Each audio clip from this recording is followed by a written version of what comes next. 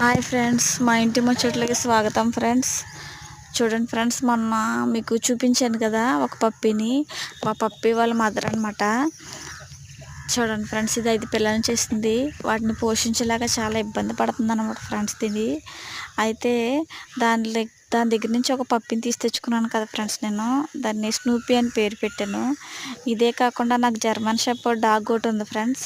దాన్ని చూసుకుంటూ దీన్ని కూడా చూసుకుంటున్నాను.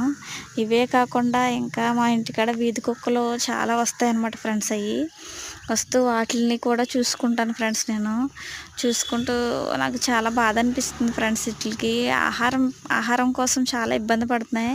మనం ఇంట్లో పెంచుకుంటున్న డాగ్స్కి అయితే టైం టు టైం అన్నీ పెడతాం. వీటికి ఏమీ ఉండట్లేదు ఫ్రెండ్స్. నాకు చాలా చాలా బాధ అనిపిస్తుంది.